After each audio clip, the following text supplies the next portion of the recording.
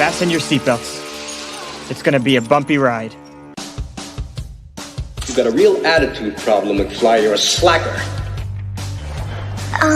Maybe you need a timeout. Welcome to the Luke and Rory podcast. Here are two guys, knuckleheads if you may, who jump in front of a camera and do a Facebook Live show. You know, it's exciting. They've decided to take that Facebook Live show and put it into a podcast. Oh, good for you. Why? Because can you really get enough of Luke and Rory? That's a good one. Meet Luke Weaver, who's known for his dead sexy hair. You are an awful man. You are truly a disappointment to its owner. Meet Rory Pitts, who's never found an apple cup he can't be disappointed about. I'm telling you, that man does not look stable. Two guys who went to the same high school, love the same music, love sports, love movies, and love their families. Look at these clowns. Hand-picked monkeys.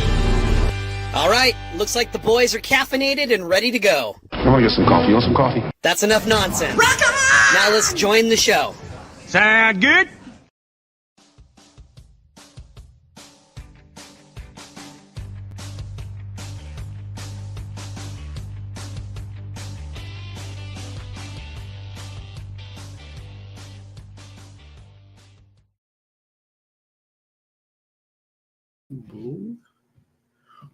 Boom! That was flawless. This is like, sure, we'll call it flawless. This is a way cooler background than we normally have. No kidding. Yeah. No kidding. Look at that. Dude. Oh my goodness. We got the show right. We got the date right. I'm a little concerned. The coffee's hot still. That's good. Yeah, mine too. I was going to stop and get us all coffee, but then Dan says I don't need coffee, and you were good. So He's better than us. And I already had this, so I was like, all right, I'm set. Yeah. It's got the Lord's coffee right there. Yeah. Well, hey, good morning, everybody. He's hydrated. Welcome to the Luke and Rory show. I'm Luke. That's Luke. Today, I will pretend to be Rory. I'm actually in a good mood, so I am pretending to be Rory. Yeah. And I am freaking excited to be here today on location at the Kitsap Great Escape to be with none other than my Bulldog, our Bulldog alum, my class of 94 alum, Dan Davis is here. Welcome to the show, Dan. Thanks. Appreciate it, guys. Yeah, we're excited to have you, man. I've been looking forward to this. We put this on the calendar like 2 months ago. Yeah. Yep. And I was looking for. Well, I wasn't looking forward to the drive, dude. I don't know why you do that on Thursday. Boo-hoo! But here I am. So, well, then we just put pieces together. Like he was like, Dan was like, "What year did you graduate?" I was like, 98, and then he was like, said something about your sister, and then you're like, "Yeah, she graduated like 96." And I was like, "Who's your sister?" And you're like, "Andrea Davis." Like, "No, she didn't, dude. She graduated 98." So you're welcome, Andrea. I'm keeping the pieces of your family together. It was 30 years ago. Yeah. I don't even remember what year we graduated. I was like, I think 98, but there was a moment when they told me I wouldn't. So maybe it was 99. I don't know. So, man, that's a little shocking to even hear you say 30 years ago. Yeah. Because I know that behind the scenes, there's people talking about our class getting together for 30-year reunion. All I can think of is the late Toby Keith. And I even sang it this morning. I ain't as young as I once was. And it's good. And so I love the fact that we can start pulling that out of our tool belt when someone says, "Don't you remember that? It was 30 years ago." God, I don't remember. I remember us talking about having a 25-year like reunion. Yeah. And then all of a sudden, like around Christmas, I was like, well, skip that because it was this last summer. So we missed it. Yeah. No. Well, we got a Go Cougs from Lance, not once. Standard operating procedure. But twice. Good morning, Lance. We got Drew Long from Nebraska. Oh, snap, boys. Good rainy Nebraska day. Wow, it is gorgeous here in the Northwest. Yeah, it is. About time. It is, what do they call it? Chamber of Commerce perfect out there? Yeah, it's... Well, you had a great view. You must have had a great view of the Olympics this morning. I had a great view of the Olympics. I had an incredible view of Mount Rainier down the Carbon River in Ording coming over this morning. It was absolutely... Yeah, it's beautiful out. Yeah, coming over the bridge, it was just... So it's about time. It's actually, I was telling Lainey this morning, I was taking her to school and it was like 30 degrees out. And I was like, oh, we need gas. I pull over to get gas. And usually when it's cold, I'll like start the gas and get back in the car. But the air just has that like spring crispness in it. And I was like, I just stood there and just breathed it in. And it's just, it feels so nice out. I'm ready for the good weather. Look at that. So, we've got a hi from Mandy Rosenberg, and she's on the East Coast. Nice. Yeah. Mandy, did you guys graduate with Mandy or something? We did. Yeah. Okay. We did. I don't know. Oh, so we got to do this. Good to see you, Mandy. Oh. Is it going to do it? There it goes. Oh yeah, look at that. We only know that one, and we know this one. That there we go. There we go. go. Wasn't the 2 thumbs up something? Wasn't it like something totally? Oh, that's right. Apparently not. No. Oh, there we go. Well, I don't know. So it was something. Jazz hands. Jazz hands. I'm gonna laugh if it does something. Anyway, so why are we here today? Very good question. Dan has no idea. From what the audience can tell, we're down in a New York subway. Yeah. So okay. So this came up when Rory and I started doing the show again, begrudgingly, back in January. He's a liar. The whole idea was like, hey, let's not do it like we used to do it all the time. Like just show up and talk crap for 2 hours and be bitter and angry, and let's try to have more guests on. And so this was Rory's idea. Dan and his family own Kitsap Great Escape out here in Silverdale.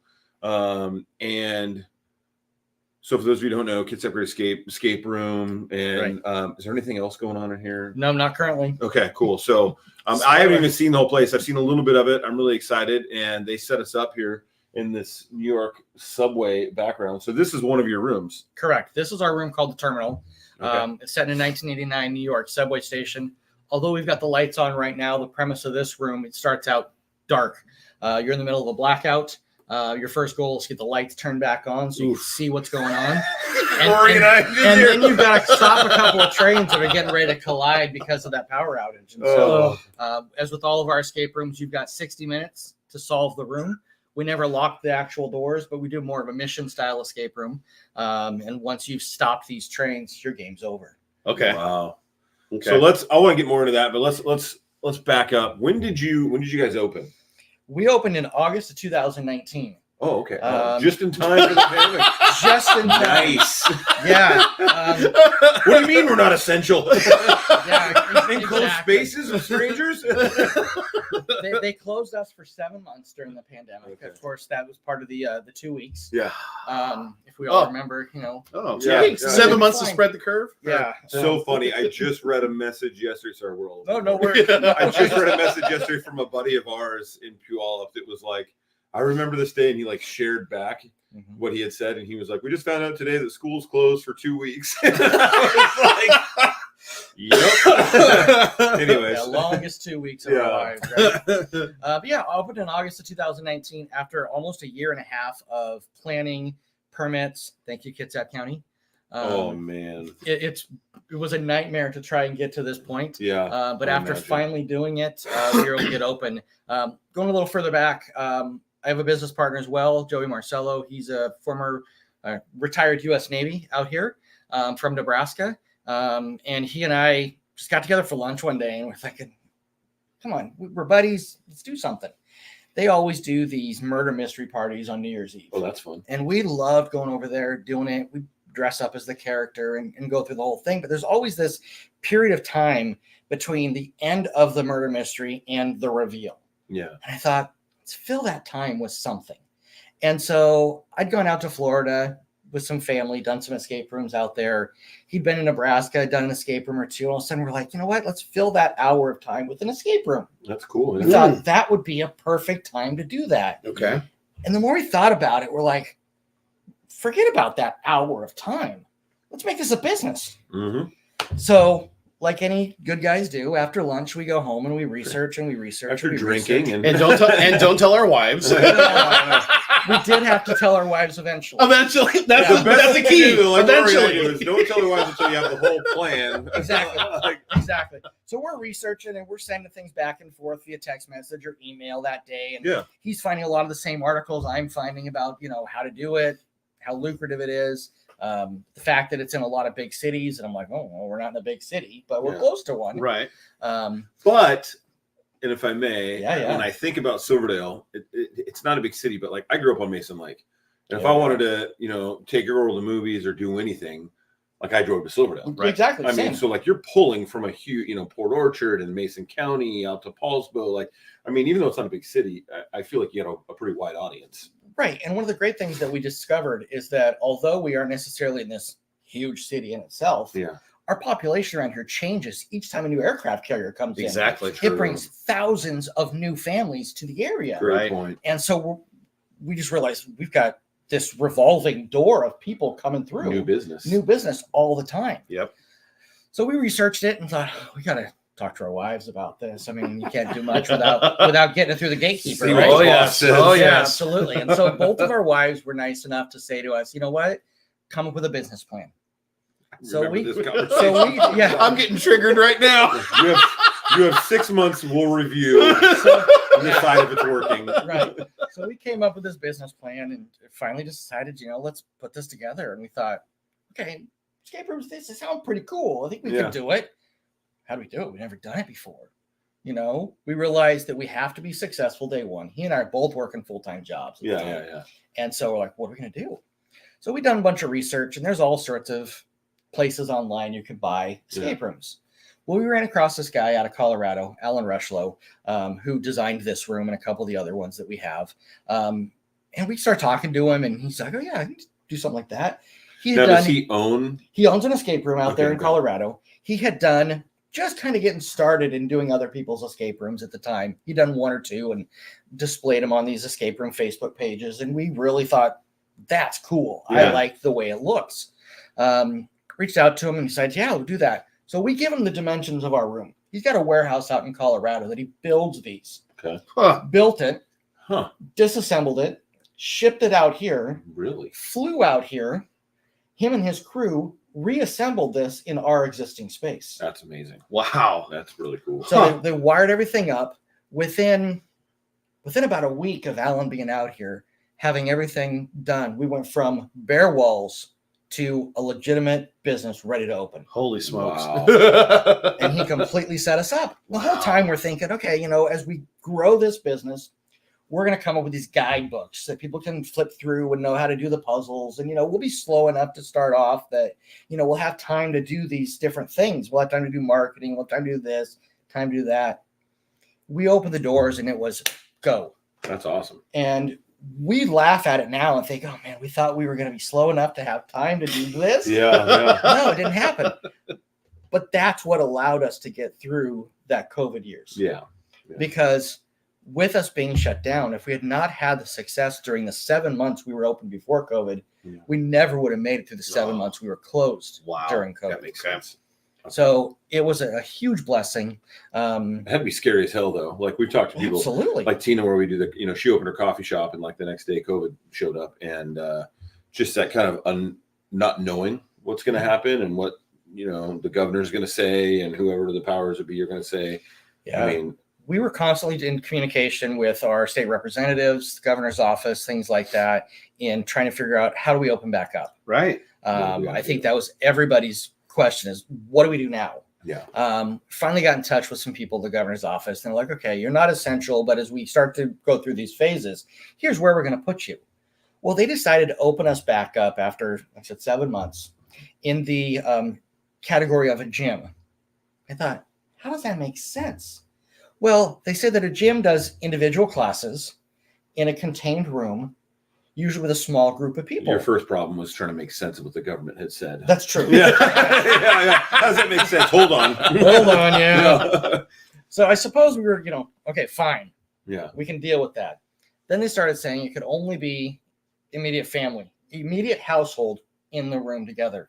And we had always done public rooms, which means you want to sign up for a room and you've got 3 people, but we can fit 4 or 5 more people in a room. It's like golf and somebody else, exactly. Yeah. Somebody else wants to come in, they join up with your group. Yeah.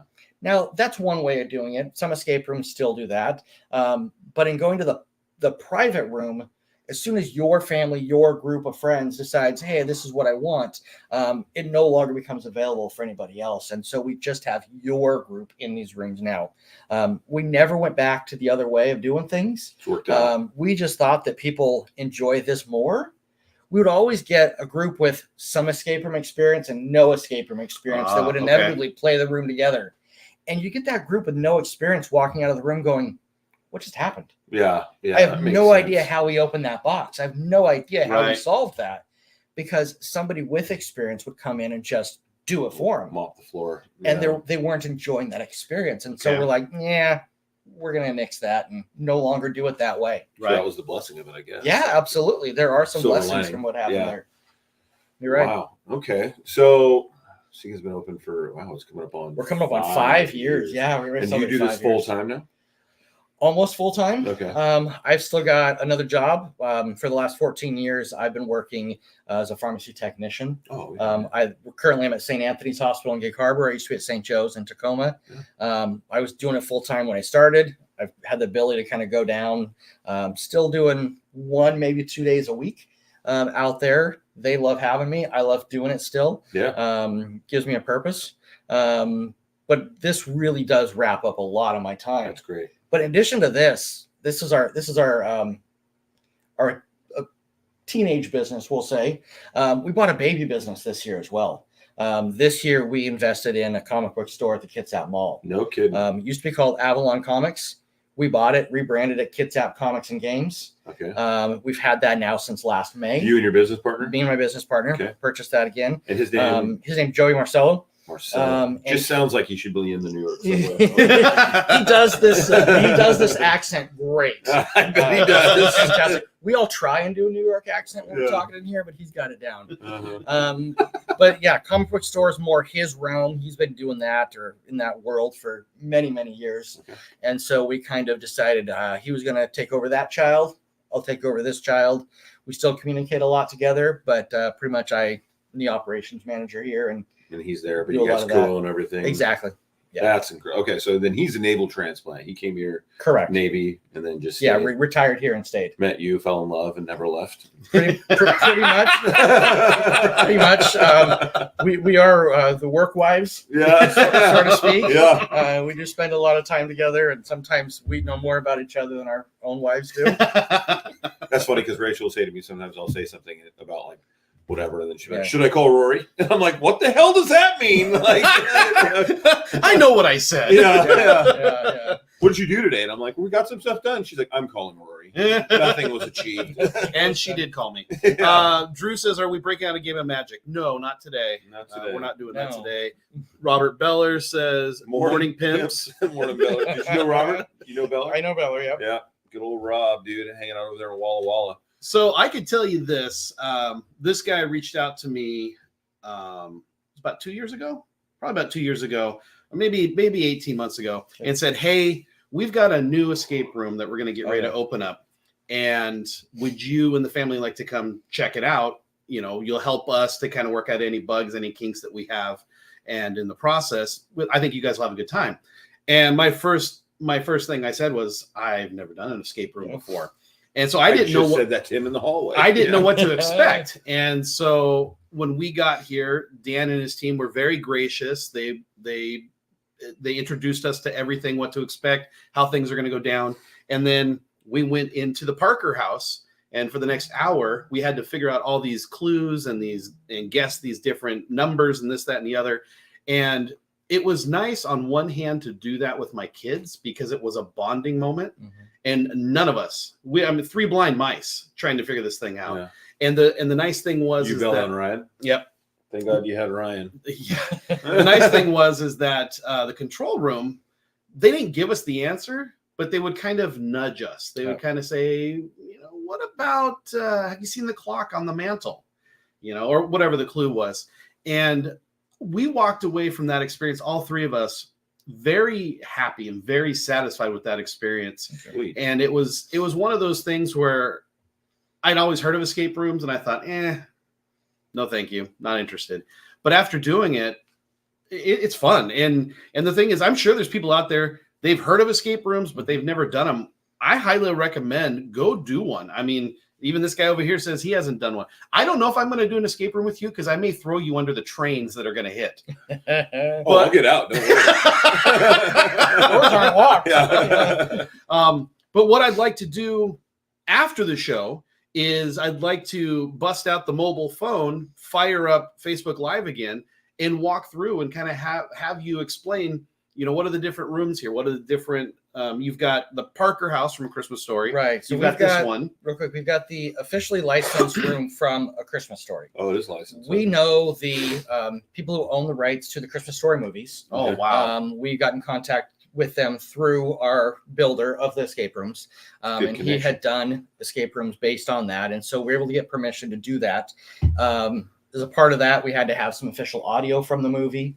We have to buy all of our props directly from the Christmas Story house. Okay. So our leg lamps that we use, our Pink Bunny suit, our Red Ryder BB gun, we can't buy them off the store shelves. We have to buy them directly from Fair enough. From the manufacturer there. But A Christmas Story has been a great room for us for the last couple of years. Obviously, it's very busy during Christmas season. Oh, yeah. A little bit harder to sell during the summertime. My daughter would be all over it. She's the girl that's like, is it August? Christmas albums time. Yeah, like, let's go. Yeah. Yeah. Well, that's what I told Dan when I first got here. We were figuring out where we were going to set up. I said, man, if it was November or early December, we'd be set up over there. But it's just like, it's March. So you have that room, you have this room. What else is there? Behind us, we've got next room over, we've got the Stolen Relic. Stolen Relic's kind of a anthropologist's office or study, so to speak. Very Indiana Jones, very National Treasure with Nicolas Cage. Is what we've got. Those were our 3 rooms. We replaced. So when we did Christmas Story about a year and a half ago, we replaced a room called Sector X. It was a spaceship themed room that was really fun. But we just thought the timing was right to do something new. Yeah.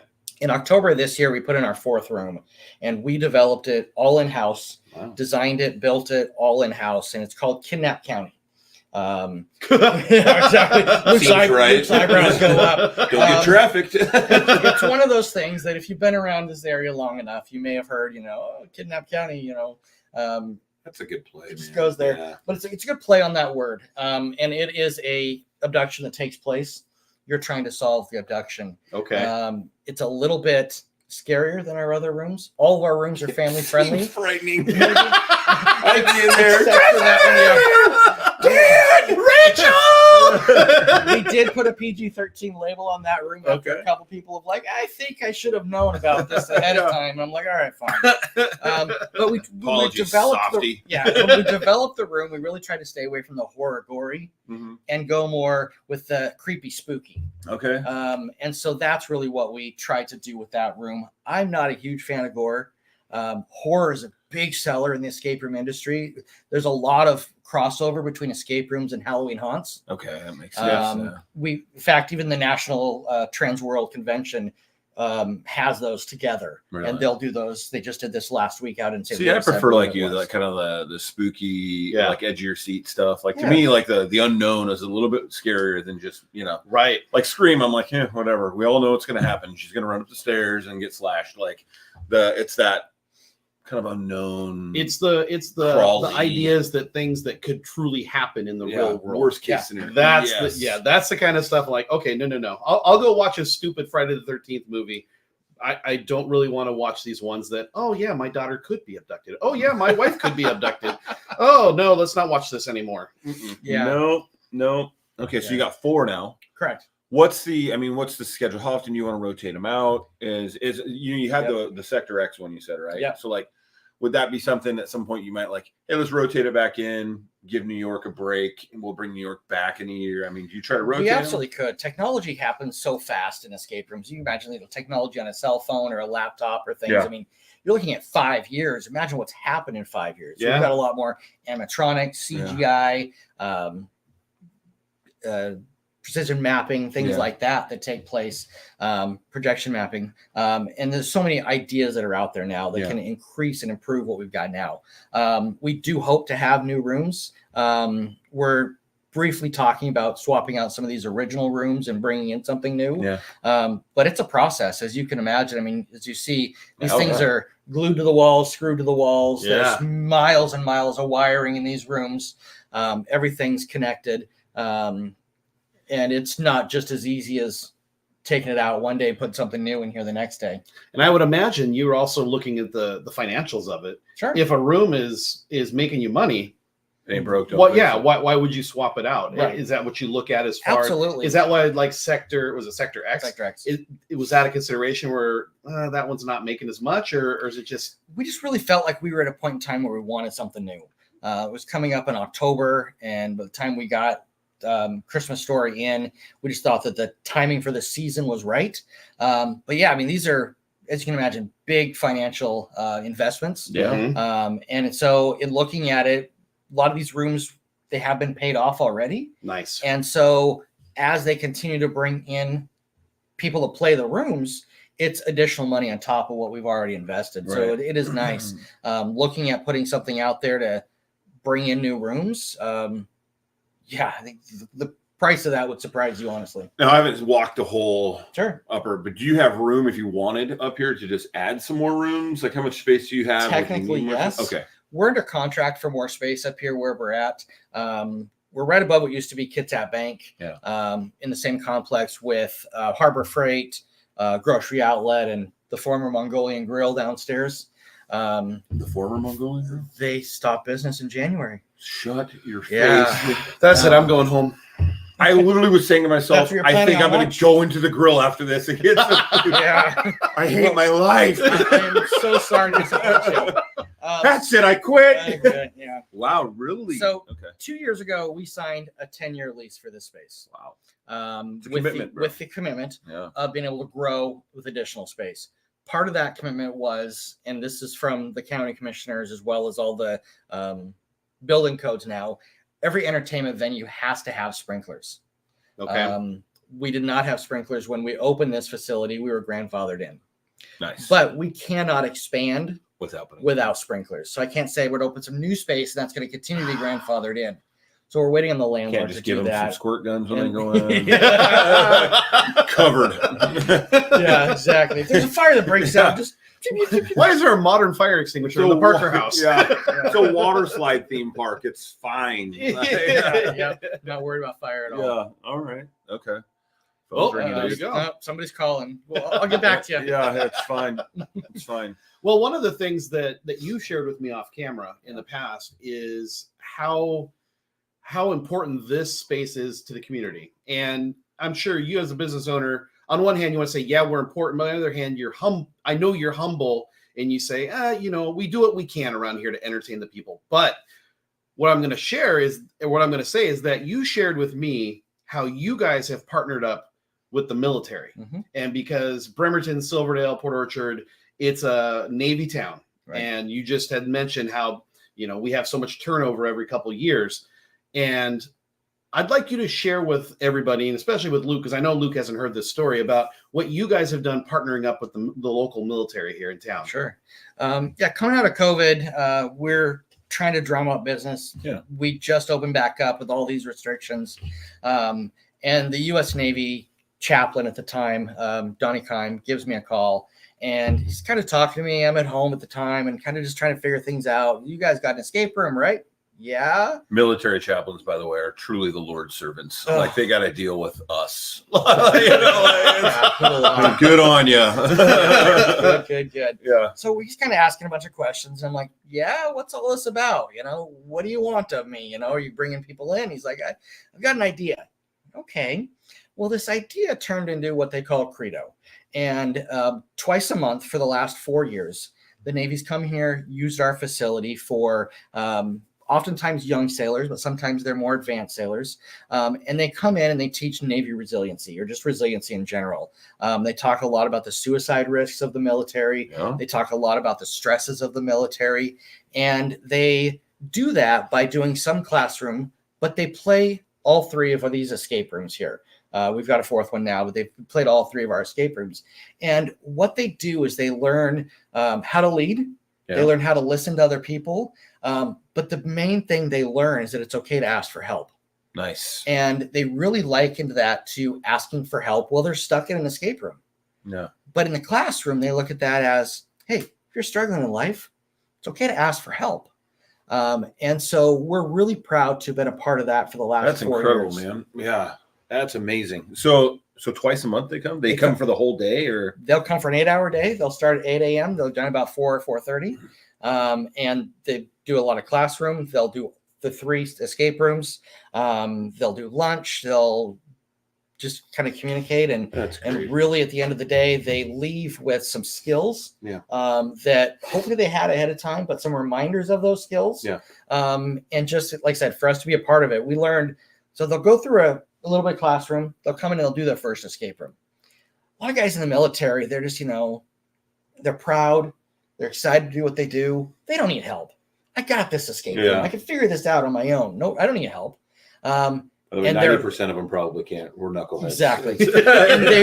and they're humbled coming into these escape rooms because they're not easy. No, yeah. You know, and so then they go into the classroom and they learn, okay, it's okay to ask for help. Yeah. And we'll often find that the second and third escape room they do throughout the day, they are asking for more help. They understand that there's a struggle with the escape room. They understand that they're stuck trying to figure out a puzzle. Yeah. And then they ask us for that help. So they are, I feel like they're learning throughout the day. We've had admirals through here. We've had nuke techs. We've had administrative from the military, all sorts of different levels. We've had people directly off the ships that'll come in and do the escape rooms. It's a great resource for them, and we're proud to be a part of it. Looking back to my Marine Corps days, we always had NCO class where we would have to, like, if you're an NCO or higher rank, we'd have to give classes to like junior Marines and all that. And a lot of times it would be this stuff, and you'd have people come in and you just sit there for 2 hours and listen to people tell you that it's okay, you need to ask for help, or, you know, we got your back and this, and you'd give trainings and stuff. And it would just be like, I mean, I wouldn't say that you just despise the idea of going to them, but it was just, you know, a couple hours boring, or whatever. I love the interaction of it, you know, and it's something they can look forward to, and they come away from it with like you said, there's some bonding and some kinship. What a great idea, man. And the thing I love about this is that not even in the military aspect, but if you go to different conferences or events, and they'll have like icebreaker things where you got to do these stupid little things with people to get to know people better, blah, blah, blah, blah, blah. But this is so different than that. Yeah. Where, it's an icebreaker thing, but it's more fun. Yeah. And I think it speeds up that getting to know people a lot quicker. We do a lot of team building events here. Companies will contact us and want to bring people in. We do a lot of Christmas parties here because we've got a party event space where people can come in, have groups play the rooms, then they meet up in the party event space. They'll cater a meal or whatnot. We just really have a lot of those opportunities. I've got a guy coming in next month who actually brings people he's interviewing into these type of environments. So you can imagine you're interviewing for a job. Jeez. So what do I do? Yeah. I'm going to put you in an escape room and see who rises to the top. Wow. Which one of you leads and which one of you sit in a corner in a fetal position. Battle Royale. Yeah. By the way, one of your guys' classmates I think he graduated. You guys, Jim Slagle was watching. So. Hey, Jim. Yeah. We got some questions here. Yeah, we did have a question comments from Nathan. Nate Jensen says he's curious your thoughts about the Blue Sky shop in Bremerton. Blue Sky's a big shop in the area. They do a lot of games. They do a lot of the comics and whatnot. They're a very high-end shop, from what I understand of them. I don't know a lot. I maybe have only been in there once or twice, but we do get a lot of people in our shop that talk about the cool things there at Blue Sky. Cool. Okay. Nice. Beller says, knowing Rory, it took him 24 hours to get out. What's that? Oh, yes. To get out of the escape room. Bro. Yeah. I'm still in there. Mentally, he hasn't recovered. No, I haven't. Mr. Dittmer says, good morning. Mason County Track and Field Jamboree today at High Climber Stadium. Go Dogs. Tammy Montevideo is watching. She says hi. Joanna Crabb, Shannon and Mike's mom, is on here. Oh, right on. My mom away from mom. So. You know what? That's somebody I'd love to see in an escape room. Mike Crabb. I thought you were going to say Joanna. I was No. like, what? No. Steve just beat a door down. I would love to see Mike Crabb. And the thing is, we figured out that Mark Zuckerberg, when you say his name or you say the name of somebody, all of a sudden they'll pop up on here. I'm sure, like all of a sudden they get an alert. It's the That's how it algorithm. works. Okay. Yeah. So Mike Crabb, I'd love to see you in an escape room, man. I'd love to be in the control center, like I was saying earlier with Luke. I'd love to. Actually, you know what? I'd love to see you two in an escape room. Oh yeah. Oh my gosh. Here's your guys' bill for everything you broke. What the hell? Dang it. Yeah. It's a blast watching people through the control room because each of our rooms have got 8 cameras and 2 microphones, so we see and hear everything. Yep. One of my most favorite experiences early on when we had Sector X in there, a couple and maybe another person in the room. There were 3 people in the room, and I'm not sure exactly how they paired up. But someone turned to the guy and goes, "Can you imagine doing this high?" Yeah. And the guy going to Pulsebo. That's the awesome part. The guy looks over and goes, "I don't have to imagine." It's awesome. Yeah. He's like, wait, are you high? And then I hear from her, I think they're listening to us. Yes, I am. Yes, I am. And doing it high is fun. Start messing with them, dude. That'd be fun. Right. Nathan says that would be amusing for certain to see both you and Crab in an escape room. I get to see Dan. Luke, you didn't have to shoot out the lock. The door's unlocked. Sorry about that. I'm going to go to Lowe's. I'll be right back. Drew says, there go. Policeman kick. Drew says, there go, boys, at a smash room. Yeah. Yes. Oh, Beller, by the way, Beller says go Climbers because he spent time at both North Mason and Shelton and various other institutions.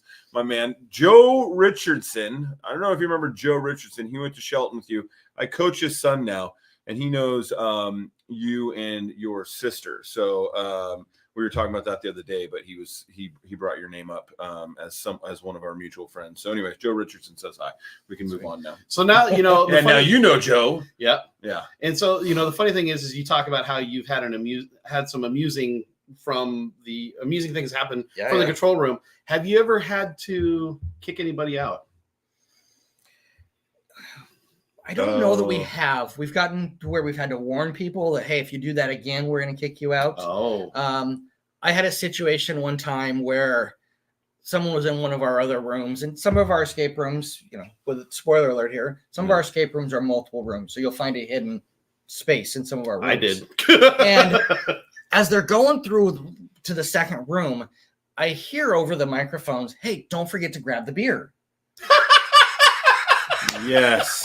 And I'm like, what are you talking about? We don't have a license for this. And I'm like, what are you talking about? And sure enough, there's a beer can sitting on the little table there.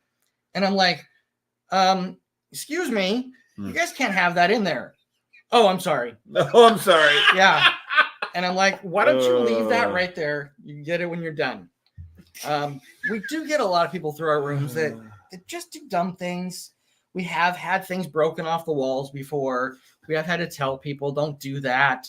Quantrell said, no one kicked out yet. Yet. I haven't been there. Right. We're going to kick Luke out here in about an hour. Yeah. You know what? As a matter of fact, Quantrell would be a good person to talk to because he does a lot of work with military personnel. If I remember correctly, military personnel who he heads up the XP Veterans Association stuff. Okay. Him and I were in the Marine Corps at the same time. We didn't know each other in the Marine Corps, at least. I mean, not that I can remember, but we were in various bars and whatever. So he was probably cussing you out when he had to go through a base, and he'd like, oh, that guy over there holding papers. Yep, that was me. Yeah, making sure he got paid what he needed. Yeah. So I don't know the question now. I can't even think of it. But talking about kicking people out. Yeah, haven't had to kick anybody out yet. It's because Quantrell hasn't been here. Wait, what did we say at the beginning of the show? It's almost 30 years. Oh. Bro, it's I was actually talking to someone about that the other day because they were like talking about their dad and they were like, oh, he's just starting to forget a lot. And I was just like, and he's 80 now, and they gave an example, and I was like, dude, I'm 44, and that happens to me every day. So either I have early onset dementia or it's just natural as we get older, we just can't remember crap. Yeah, I've learned that if I'm not writing something down, I'm not going to remember it. Oh, yeah. Dude, I walk into rooms all the time. I'm thinking about an escape room now. I'm just like, why am I in here? And then I leave, and I'm like, dang it. And I go back in there, and I'm like, wait, what? Never mind. Well, I've known Dan since, I think, first grade. Yeah, it goes way back. We played T-ball Sorry, together. Dan. And the thing is, and maybe I'm, as one president used to say, misremembering. Maybe I'm misremembering, but we played T-ball together in first grade. We finished in second place. Okay. We didn't like that, and so we played T-ball again in second grade, and we beat the hell out of everybody except I think Chico. I think Chico beat us one game, but we beat everybody and finished in first place in second grade. How do you remember that? I still have the trophies. Yes. Mine are at Goodwill. My dad tried to give him to Goodwill. He's like, hey, I'm giving you a box full of your trophies, and if you don't want them, I'm tossing them. I'm like, you can't toss my first place trophy in T-ball. Yeah. That was the height of my career. I do remember some of the baseball years. I gotta admit, not much, and I don't know what it is that my memory only goes back so far, and then I've got to replace those old memories with new memories or new things in my life, and I wish I remembered more about that growing up. every time we pass through town, because, you know, my parents still live out in Allen, we'll pass through town and I'll tell my wife every single time, I remember when they moved the Theller Center across the street. Yep. And she goes, we talked about that 3 weeks ago. Yep. Thanks, babe. Yep. Right. It's like, okay. Yeah, when we used to live in Puyallup, what? Hold on a second. Rory's being summoned. No, thanks for do not disturb not working. Yeah. When we used to live in Started Puyallup going and we'd twice. come out to visit my dad or visit my in-laws, it was the same thing. I would say that the Theller Center used to be over there. There used to be a playground, a covered playground right there. And that middle building between the two buildings, it didn't used to be there. Yeah. We know, Dad. You tell us every single time. My we come through issue town. is that I don't have any attachment to town anymore. So, you know, I grew up on Mason Lake, and then my mom lived on North Shore. My dad lived on North Shore for a while, but they all left years ago. Mm-hmm. So I don't really have any attachment or reason to go out. So it's very rare that I go into Belfair anymore. Every time I go out there, something is different. Oh, yeah. Right. And changed for the most part. But I do the memory thing. Like I'll go into QFC, just randomly stop in, and, you know, never fails. Someone's like, Luke. Yeah. And I'm like, hey, you. Good to see you. Like, and the whole time I'm waiting for clues. Like, and then I leave, and Rachel's like, you run into anybody? I'm like, yeah. And they're like, who? No idea. Terrible. I feel horrible, but it is what it is. One of the funny things is, you know, I've got 3 adult kids now. Yeah. Ooh. My oldest son decided, you know what? I'm going to move out to Tahuya. No So we kidding. bought a space out in Tahuya about a year ago now. We're close to a year. So I'm talking to him one day, right about the same time I moved out there. And he's like, hey, do you know Milo Smith? And I'm like, I know Milo Smith. Who doesn't? I used to work for Milo Smith. Isn't that Mamie's? Yeah. Mamie Smith's same relation, right? Yes. Yeah, same family. Okay. Turns out my son now works for Milo No kidding. out of Peninsula Topsoil. Really? And it was like, just again, looking at that back, I was in high school working for Milo. And now my son's working for Milo. And I'm just like, wow, that's so bizarre. But Mamie works at QFC. She's the pharmacist at QFC, I think.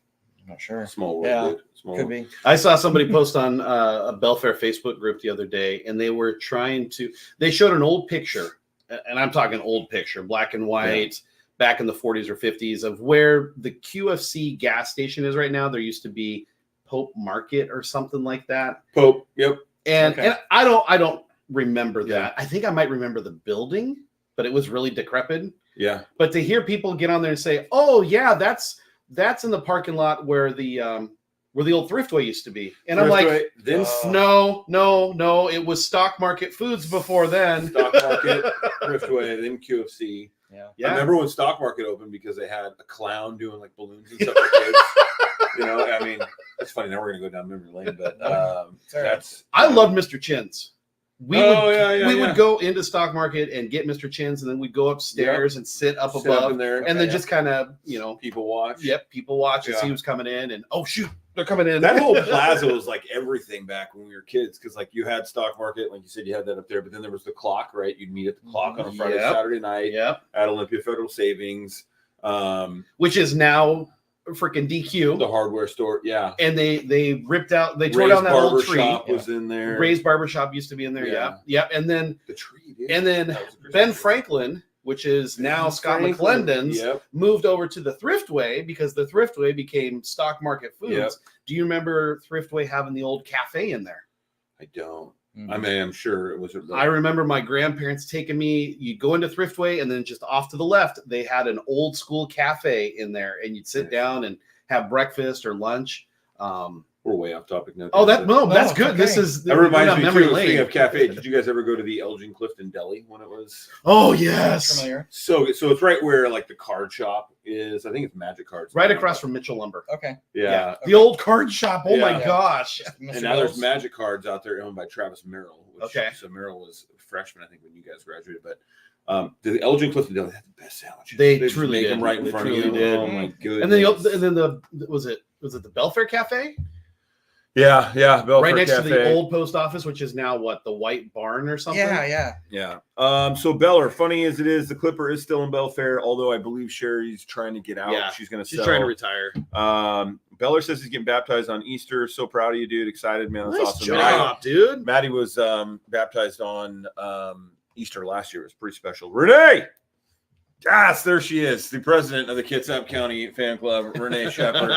She said Ben Franklin. Laugh out loud. Oh my gosh, You could get anything there. We were in Kitsap County. It's funny you say that because the statute of limitations has passed. I would get anything from there. I participated in the 5-finger discount, and I don't know how I got away with it. You know what? I so did. You're saying that. It's funny. It reminds me.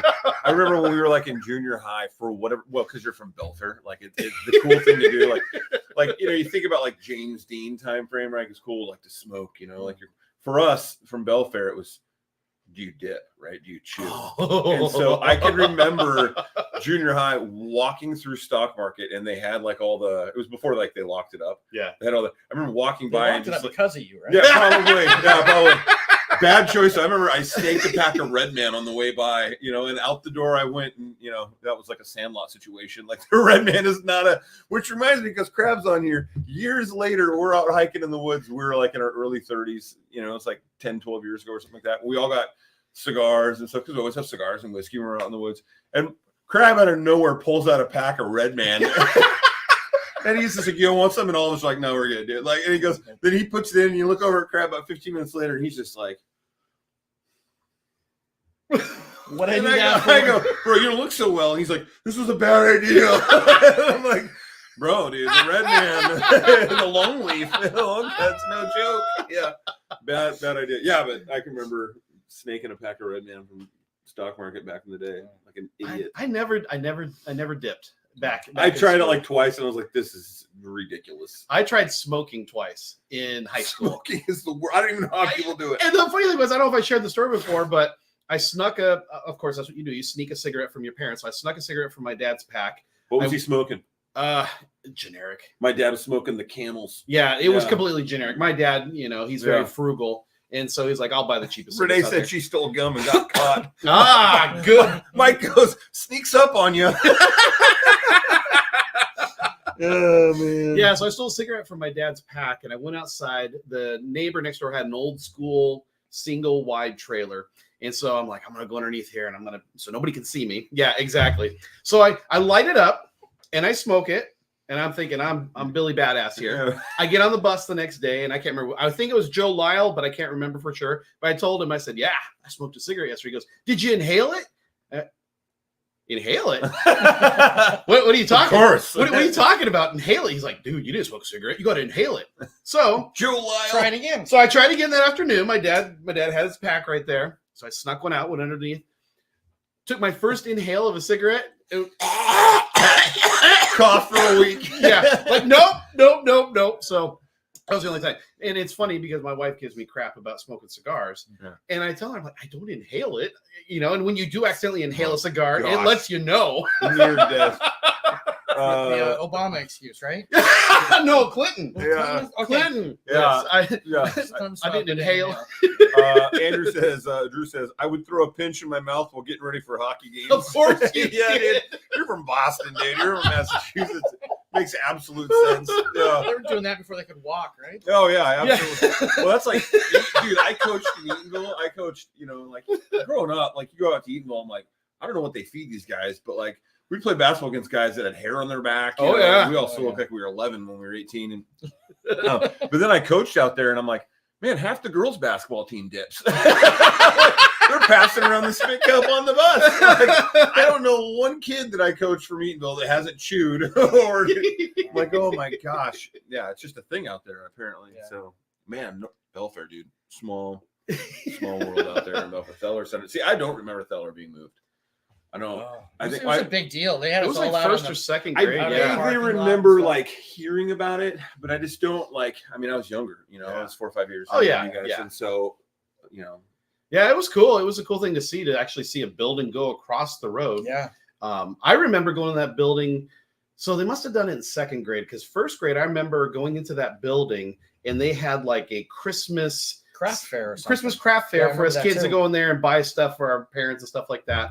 That's great. So I remember being in that building just briefly, and then it went across the street. Yeah. But it's good to talk about these stories because we joke about it. It's been 30 years, but holy crap, 30 years just went like that. It sure did. In some ways, it feels like yesterday we graduated from the Kitsap Pavilion. We were the first class to graduate Kitsap Pavilion because our class was too big. Oh yeah. Too big at 110. Yeah. We got Paul says, I thought inhale meant swallow. I was gulping down.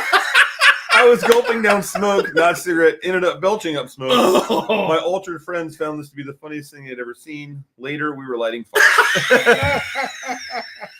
Go Cougs! I am so proud of my Cougar brother. Joey Marcello says, "Hi, Daniel Davis." Yeah, there he That's your is. business partner. Hey, buddy. Bro, look at that beard on him. Oh, yeah, he's got a massive beard. Oh, What a he, legend. he has not cut his hair since the day he retired from the Navy. No kidding. Good for you. Love that beard, man. Way to push back. What's against Crab the say? man. Third grade classroom was in there with Stan Kriegel. I had Stan Kriegel in Did third you grade. have Did you have Kriegel Yeah, too? yeah, Kriegel. Yep. I had so first grade was Mrs. Cassidy. I had Mrs. Cassidy. Second grade was Mrs. Allen, which for a second grade boy, she was hot. Third grade, I had complete opposite. I had Stan Kriegel, that kind of guy. I have fond memories of that school. I never had to go down to Mr. DeBritt's office and get whacked, but I heard stories of kids that had to go get spanked. I love the thing I love for me that's different, and I do is all my friends that voice got your attention in third grade. Oh, Becky yeah. you guys crack me up. North Mason 92. Ah, a girl, Becky. It's since I was on Mason Lake, right? I went to Greatview until sixth grade. Great View Gators. So you guys have all these memories of Belfair Elementary, and then I have all these Greatview, and plus a lot of Shelton friends because like half of us went to North Mason, half of us went to Shelton. And so like when Beller's always like Shelton baby and high climbers and all that kind of stuff. It's like I worked in Shelton at the subway when I turned 16, so I would go to school in Belfair and then head over to Shelton. It's kind of funny where we live. We should have gone to Shelton. Yeah, I mean, it was kind of one of those things like walk to the end of the road and get on one of two buses. Right. I just happened to get on the North Mason one day. And I was like, well, this is new. Like, am I in the right place? When we got into high school, and I can remember if my dad was pissed off at me or whatever, and I was in trouble, he'd be like, "I'll take your car," and I'd be like, "Anything but that," because I would have to ride the bus from North Mason like an hour and 15 minutes around Greatview Loop, get to Greatview Elementary Middle School, switch buses onto a Greatview bus to get a ride around Benson Lake, and then out to Mason Lake, and dropped off at the Cooper Marina, and then walk up the road. Like you get out of school at 2:30, I'd come home at like 7:30, just beat down. Like, been a hell of a day, honey. Like, you learned your lesson. Yeah. What am I gonna do to get my keys back, Dad? Anything. Beller, Shelton K through 5, Belfair 6 through 10, Shelton 11, 12. Yeah, man, we got the full meal deal, Beller and I. That's why it's funny. I got friends in Shelton, from Shelton and North Mason. Just these overlapping experiences, but man, good old Belfair. Oh man, we could bust open a bottle of whiskey and smoke cigars and talk about that Days and days. Bonfire could do that. Oh my. I did want to touch on. I know we barely touched on the comic book store, so I wanted to touch on that. You had mentioned to me last time we got together that you were heading over to Emerald City Comic Con. That was last weekend. Yeah, or 2 weekends ago. I gotta hear. I've never been to a Comic Con. I had never been to Emerald City Comic Con. We bought the store right after Emerald City Comic Con last year. Okay. And so this was my first experience on that level. We've been to a couple other comic shows and Summer Con out there in Puyallup Fairground and stuff. I thought, well, this is big. This is cool. Yeah. Nothing prepared me for Emerald City Comic Con. Really? I know last time either of you guys were in Seattle. It's a weird place. Oh my god! And then you got all these people dressing up, and you're like, okay, are they dressing up because of Comic Con? Are you here for Comic Con, or is this just or you just the got way a drug problem? Is this just the way they're dressing? And honestly, it's hard to tell. Sir, ma'am, sir, yeah. Ma'am, sir, they. Yeah. I'm sorry. There were 75,000 people there on Saturday. Oh my word! That. We were there Wednesday setting up, and then Thursday, Friday, Saturday, Sunday. That sounds like hell. It was a crazy experience. We were directly across from the tattoo booth. So you guys had a booth. We had a booth, a 10 by 10 booth that we were selling stuff out of. We had great people that come by every day buying things that we'd had on the shelves for a long time. So we were very pleased with that. And people were like, "Oh, I've been looking for that." We've been looking for you. Yeah. We finally made the right across from the tattoo guys. And so we'd sit there and watch people get tattooed all day long. And most of the tattoo artists that were there travel around and they do these conventions. And they're officially licensed with Lucas Studios and Marvel and DC. So they're officially licensed to be able to do these tattoos. Of that particular style. I don't know about these other guys doing those tattoos, not licensed, but whatever. But it was really neat to kind of just watch the tattoos. And of course, people would gravitate over towards the tattoos, watch them for a few minutes, and they turn around and there we were. And so it was cool as people are watching, they turn around and like, oh, I want that. I'm like, cool, I'll sell you that. It was really fun. And then we were right next to a guy who was doing photography. And so a lot of people that get dressed up in the cosplay, they will come straight over to his booth, get their photo taken. And he would do the little magic things. Like people would do this and he would Photoshop it to show that they were, spraying a magic dust or whatever. And he would do these little Photoshop type of things. And it was a really cool experience. So we were in a great area. At least I thought it was pretty cool for our first experience out there, but we really enjoyed it. Paul really making himself laugh here. He said 75,000 days. And then he said Comic-Con, you'd expect grays and not theys. Grays, not days. Yeah. Well, that's really quite an experience. I bet, man. So you guys plan on doing it again then? Oh yeah. It's definitely something that's pretty awesome. Even though we were across the water at that point in time, there are so many people that saw our banner and said Kitsap Comics and Games. Oh, where are you guys located at? Oh, well, we're in the Kitsap Mall in Silverdale. Right. That's the thing. Pierce County. We would say it's Kitsap Mall in Silverdale. And we're like, oh, I live in Bremerton. I never knew you guys existed. Yeah, well, good. And I'm like, well, a lot of people are like, I haven't been to the mall in years. Dude, I don't go to the mall myself. Ever. If I'm not going to go to our shop, I hadn't been to the mall in a long time. It just wasn't the place I hung out anymore. Yeah. So for people to tell people, here's where we are, here's what we've got on hand. It's a great experience. Even though we were across the water, we were making contact with local people. That's great, man. Yeah. Middle of the ferry system, just taking people back and forth across the water. That's fantastic. Did you run across or did you see any famous people there? I'm not sure that I consider them famous. One of the buddies that we know for a number of years, he does autograph authentication. Okay. And so he had one of our friends go over and get Chris Evans' signature. Okay. I did not see Chris Evans. I did not see America's ass. But she did. I got that reference. But he had me go over and get some signatures of some people that I've seen on TV and stuff. Nobody that I would starstruck over, but people that's like, oh, I recognize that person from a commercial or things like that. It's fun to be able to go to those things, be able to see different people. Elijah Wood was there, Sean Astin, Christina Ricci, Christopher Lloyd. There were some of the bigger names that were there. Jodie Whittaker, some of the bigger names that were there, and those lines were absolutely insane. Oh, I can't imagine. What's crazy is like I used to work in the airline industry, and you'd be at the airport. I met famous people all the time, and I remember in the early stages of it being like when I'd see people kind of freaked out, like, oh my gosh, and then you just realize, like, from talking to them, like how just normal most people are. Yeah. It just happens to be their job is kind of put them on the map. But so then over time, like Brendan Fraser used to fly through all the time because his family was in Seattle, and he'd always have Seahawks gear on and have his kids with him. He was just super, and Chris Pratt, super normal dudes. They wouldn't have any security or people around them. They just come and go, and you're like, you kind of after a while, you just kind of get, like, oh, there's normal people. Just let them go about their life. So, Although Doc would flip me out, that would be pretty amazing. Oh, Christopher Lloyd. That's like I ran into at a Delta event back in the day. I ran into Tom Skerritt. Oh, okay. And I'm a huge Top Gun guy, and I had a chance to talk to him. And I'm telling him what a huge, big fan of him in general. I am, A River Runs Through It, one of my favorite movies, and the Top Gun, and he goes, and I was like, I told him, he knew what I was asking for. I was just like, huge Top Gun fan, just love the scene. I love the scene with you and Tom and the talking about his old man. And I was like, just to hear you say that, and he just stops and he goes, I flew with your old man. Like he just said it. And I was just like, yes. You're damn right you did. Oh, it was the best. So we got here. Paul says, "Did you stay there or commute? The hotels have got to be booked." We did stay there. It was really nice. Some of the people that we had over there, they did commute every day. Let's see.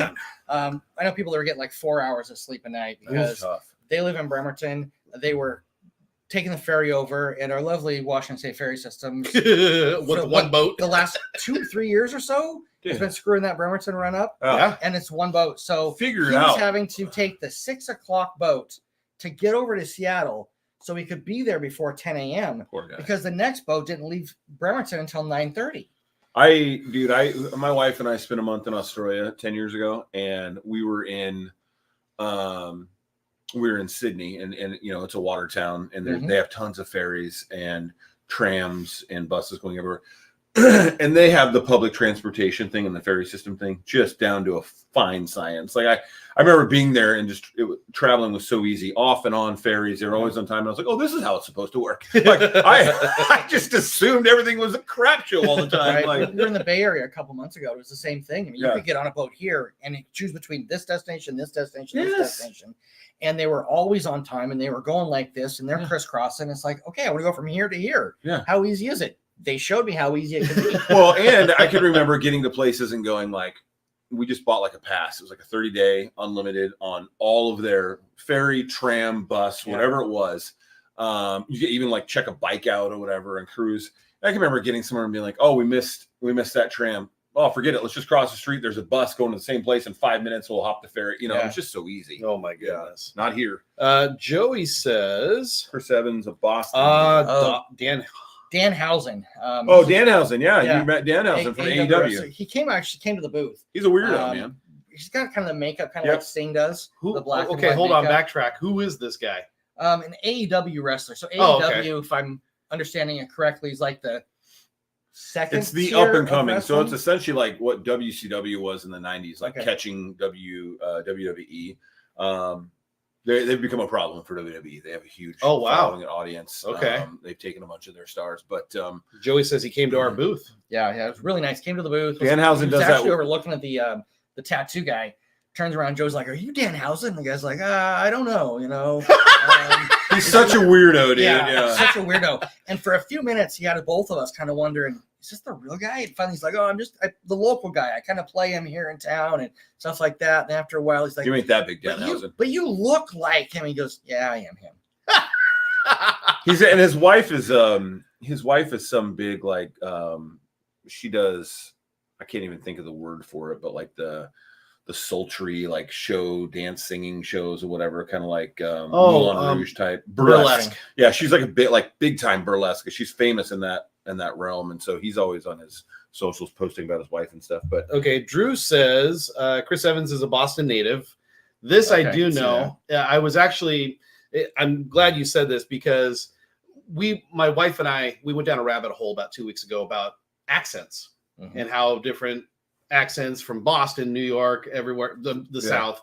And I pulled up a couple commercials because I wanted to show her these are people that speak from Boston. So there's one commercial by Hyundai, I believe, and it's got Chris Evans, it's got Rachel Dratch, and it's got Jim from The Office.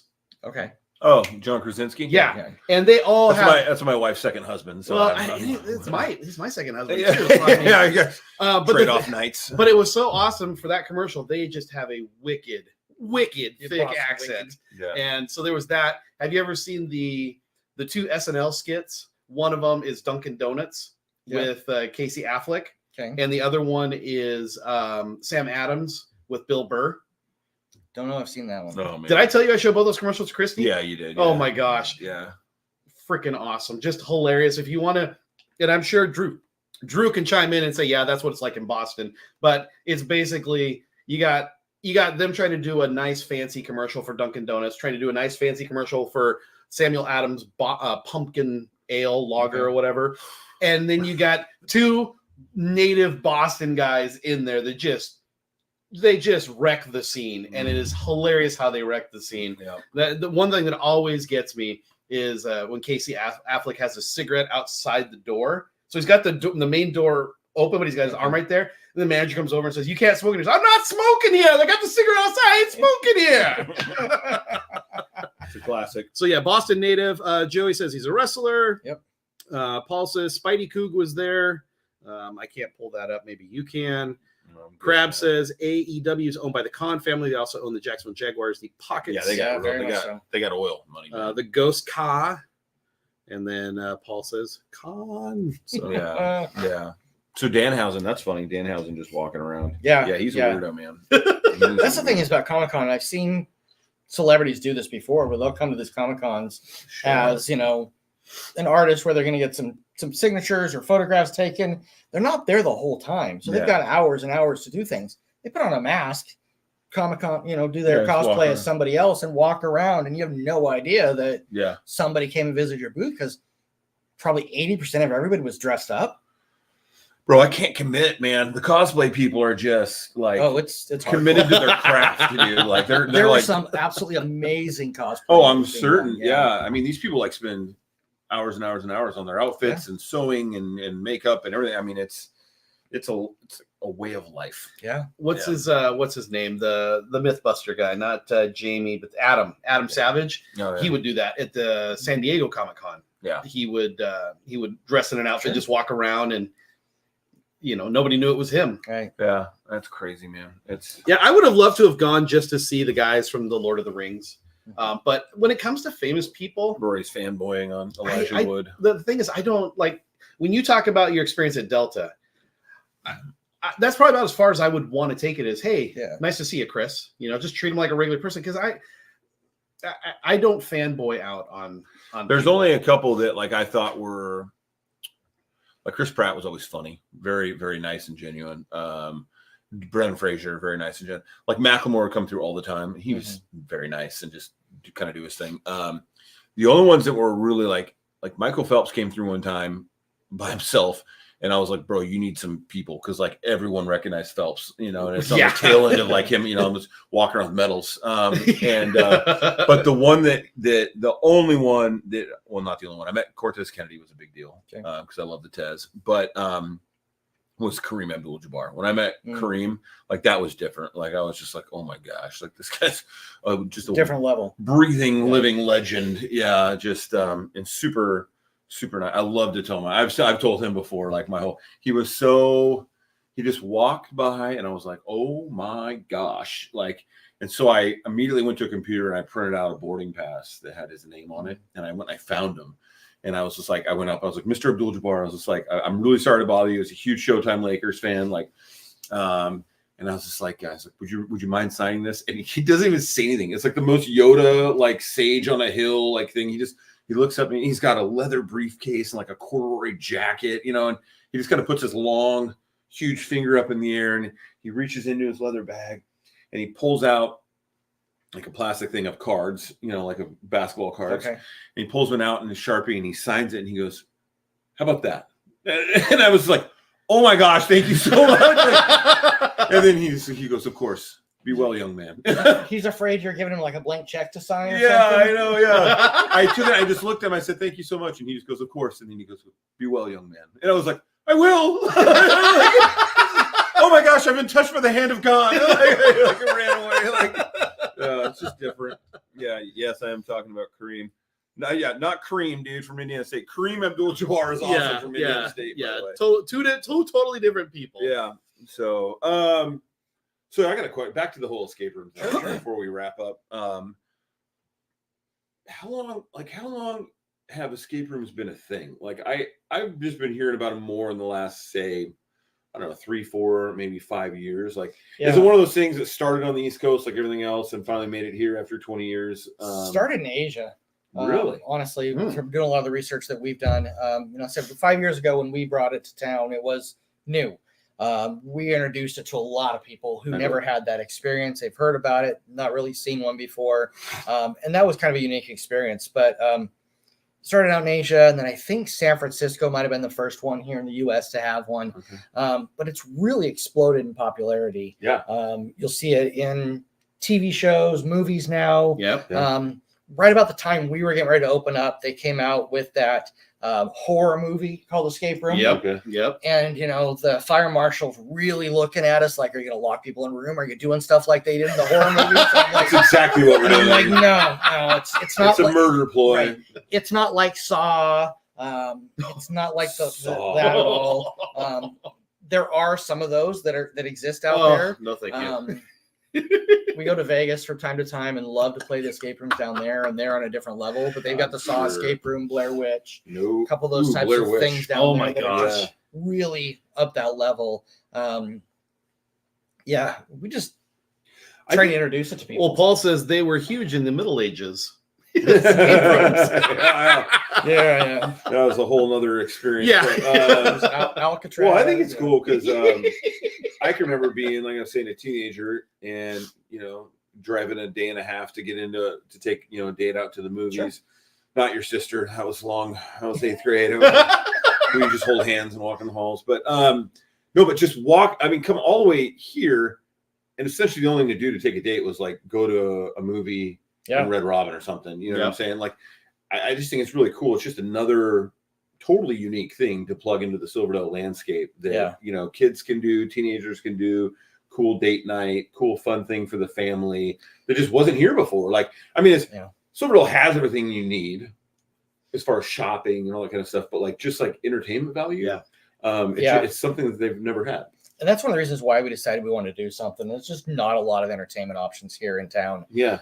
It has grown over the last couple of years, but our first year in operation, we were voted best tourist attraction because that's awesome. the category that they fit us in. Good it was for like, you. There wasn't anything. Yeah. This most recent year, we were finally voted favorite family amusement in Kitsap County. Oh, very cool. So, you know, that's a really neat thing. We do a lot of teen and preteen birthday parties here because they're between that Chuck E. Cheese age, the casino age. Where do they fit? And this is a really cool thing for that 10 to 15, 16-year-old to do. Yeah. They really enjoy these experiences with their friends and stuff like that. So we do a lot of that. But it's been really neat to kind of see where we fit into the community.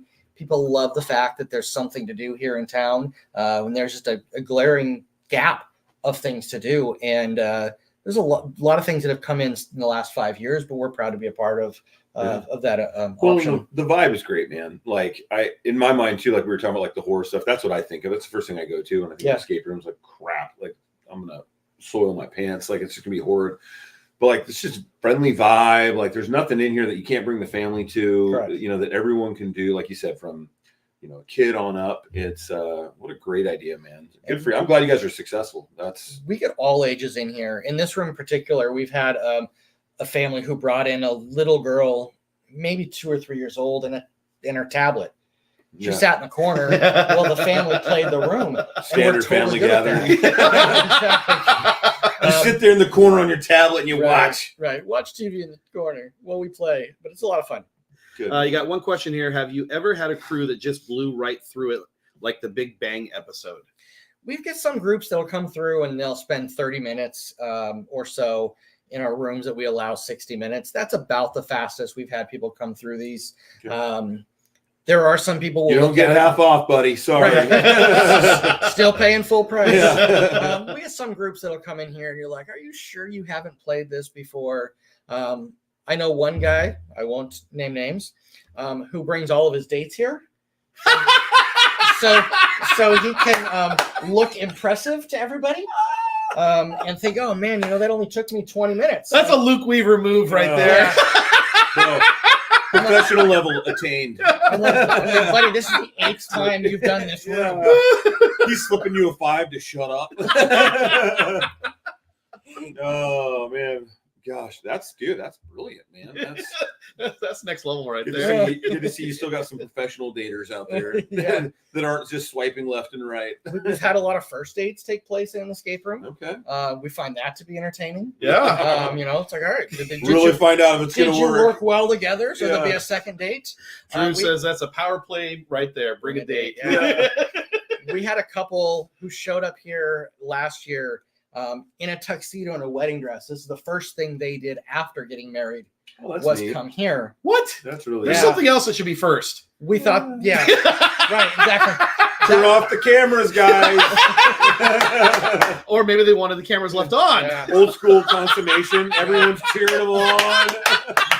Woo-hoo! I did say that I hope this was their second best experience that week. Well played, Dan. Well played. Yes. Oh man. Oh my goodness. Okay. All right. Well, shoot, Kitsap Great Escape. You guys have been here for almost 5 years. Just about 5 years. You want to wrap this up and we'll have them go on a tour? Or what? Yeah. So first off, where can people get more details Yeah. about this as well as the comic book store? Sure. KitsapGreatEscape.com or KitsapComicsAndGames.com. Do you guys have Facebook? Or Instagram? maybe it's KitsapComics.com. I forget. Either one of those should get you there. Yeah. If Joey's still watching, go ahead and put Yeah, those in the comments I think there. it's Kitsap Comics. You'll find us there. But yeah, those Joey's are just like, this is my partner. He has no idea Right. the name of our business. I understand, Joey. I get it. Yeah, I know that you guys do have Facebook pages because I tagged both of them. So Perfect. you got Facebook pages as well. But yeah, come out here and support Dan. He's, small business owner, doing good in our community. Yeah. And I just, every time you and I get together, I just think about how we reconnected probably about 2014, 2015, right around I there. thought you were going to say 20 years ago. I'm like, you never really lost each other. And to hear how you were thinking about some different ideas, I didn't know at the time it was the escape room idea, and maybe it wasn't, but you were just thinking about, I got to do something different. I got to figure something else out. And I remember having those conversations with you, and then see you've gone from those conversations to where you're at today. I'm just so freaking proud of you to be able to do what you want to do. Absolutely. And I mean, the fact that you work one day a week just because, that's beautiful. Yeah. That's absolutely beautiful. But to see what you and Joey have done here is fantastic. And I hope the community comes out and supports you guys because you guys are doing great things here. Appreciate that. Yeah. If you're looking to book the escape room, we want you to do it ahead of time. We do take walk-ins if we're available. But oftentimes Saturdays, Sundays, even Friday evenings, we're packed. And that's something that's pretty cool is that we just don't have available space some days for people to come on in and play. Yeah. If it's a holiday, especially book it an escape room. Can you book online? Yeah, book online is the way we want it to happen. You can book whichever room you want, what time you want, things like that, the day you want. Yeah, it's a great experience to be able to book online. Everything happens that way. All you got to do then is show up. Absolutely. Perfect. All right, guys, come out here, support Kitsap Great Escape, support our fellow Bulldog, Dan and his partner Joey and their families. They're doing great things. We're going to wrap up and then give us about 10 minutes. Dan's going to take us on a little tour. You guys can check out a few things. It's really cool in here. So we hope you do check it out. And we'll see you in a few minutes. Thanks, Dan. Appreciate Thanks you, again, Dan. Thanks, guys. Appreciate it. Yeah. All right. Oh, look at me trying to figure out the computer equipment here. Standard. Yeah, standard operating procedure. Still live. That was wonderful. Bravo! I loved that. Oh, it was great. Well, it was pretty good. Well, it wasn't bad. Well, there were parts of it that weren't very good, It though. could have been a lot better. I didn't really like it. It was pretty terrible. It was bad. It was awful. It was terrible. Get him away!